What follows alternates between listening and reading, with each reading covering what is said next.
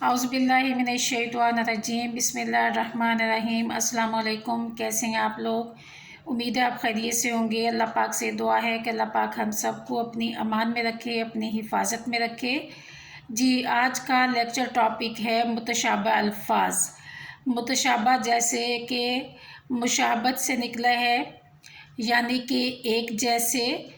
तो मुतशाबह अल्फाज में मैं आप लोगों को बताऊंगी कि कुछ अल्फाज ऐसे हैं जो कि एक इमला में एक तरह से आते हैं लेकिन वो दो दो मायने रखते हैं। तो ऐसे अल्फाज को मुतशाबह अल्फाज कहा जाता है, जो इमलान शक्लन बोलने के हिसाब से एक जैसे हों लेकिन उनके मायने जो हैं वो मुख्तलिफ होते हैं, तो उनको मुतशाबह अल्फाज कहा जाता है।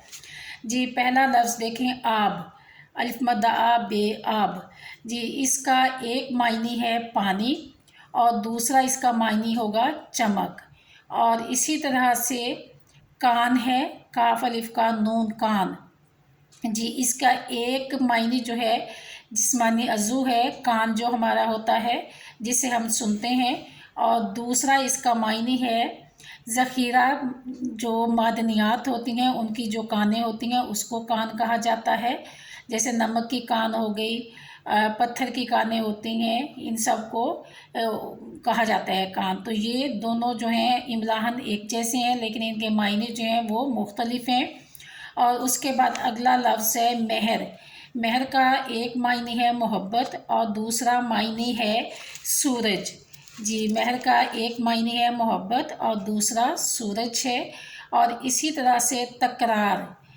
तकरार लफ्ज़ है जिसका मायने जो है, एक मायने जो है बहस है और दूसरा मायने जो है लफ्ज़ का इयादा करना। जी, उसके बाद अगला लफ्ज़ है गुज़र। जी, गुज़र का मतलब है गुज़रना, कहीं से रास्ते से गुज़रना।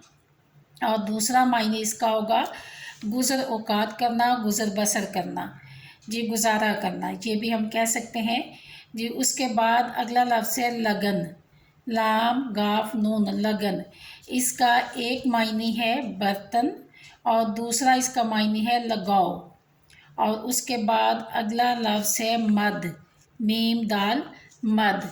जी, इसका पहला मायने जो है दरिया का चढ़ाव और दूसरा मायने है हिसाब का सीगा है। ये हिसाब किताब में इस्तेमाल होता है तो उसको भी मद कहा जाता है।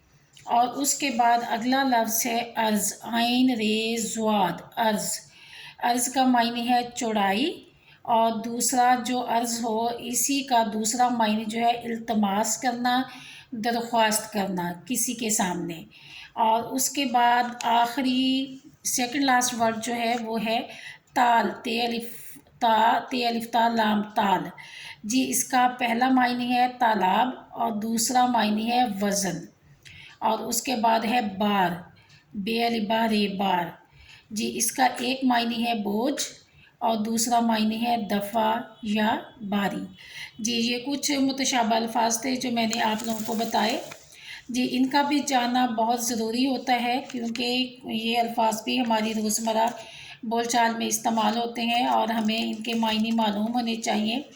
बाज़ औक़ात हमें एक मायने पता होता है, दूसरा मायने पता नहीं होता, और इसलिए अगर हमें दोनों मायने मालूम होंगे तो ये इससे हमें ये फ़ायदा होगा कि बाज़ औक़ात कहीं बात की जा रही होती है तो हमें जब एक मायने मालूम होता है तो हमारी बात जो है वो हम गलत तरीके से समझ आती है। इसलिए जब हमें दोनों मायने मालूम होंगे तो बात को हम बेहतर तरीके से, अच्छे अंदाज से समझ सकते हैं।